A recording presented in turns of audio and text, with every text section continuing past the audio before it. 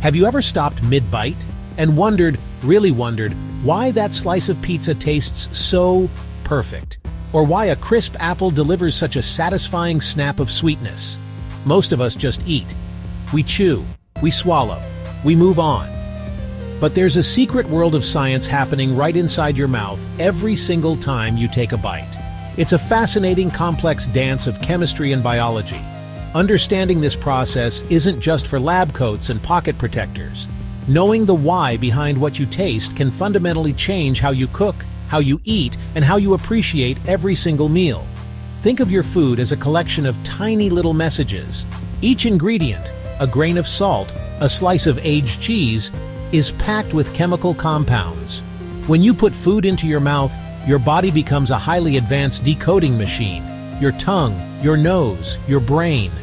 They translate chemical messages into taste and flavor. It's not magic, it's pure, unadulterated science. We're about to take a deep dive into the delicious world of flavor science. Think of your food as a collection of tiny little messages. Let's get started.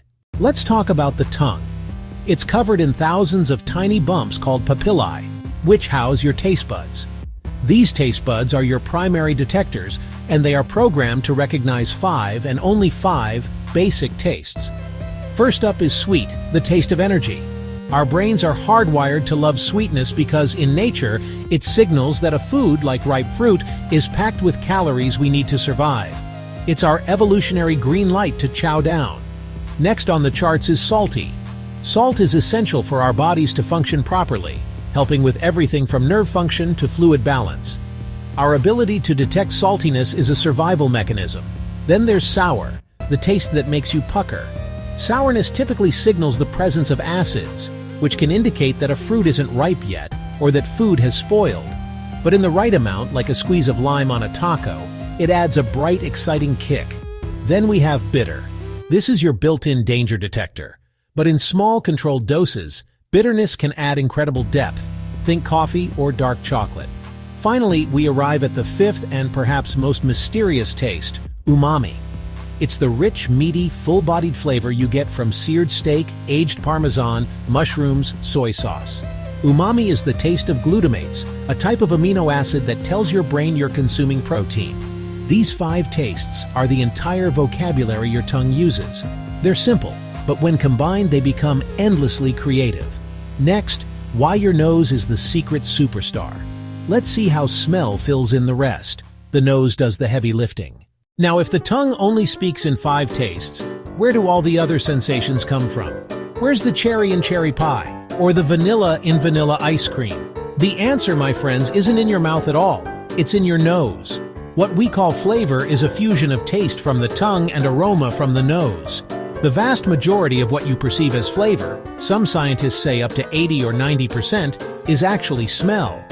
Your tongue provides the basic blueprint, but your nose paints in all the glorious, vibrant details. Here's how it works. When you chew your food, you release volatile, organic compounds, tiny aroma molecules. These molecules float up from your mouth into your nasal cavity through the retronasal passage. Your olfactory receptors detect these molecules. Your brain then brilliantly combines the simple signals from your taste buds, sweet, salty, sour, bitter, and so on, with the complex aromatic signals from your nose to create the final, unified perception of flavor. Think about what happens when you have a bad cold and your nose is all stuffed up. Food suddenly tastes bland and boring, right? A juicy orange might only register as vaguely sweet and sour on your tongue. You lose all that citrusy orangeness. This taste-smell partnership is why the texture and temperature of food matters so much too. The act of crunching into a chip doesn't just make a satisfying sound.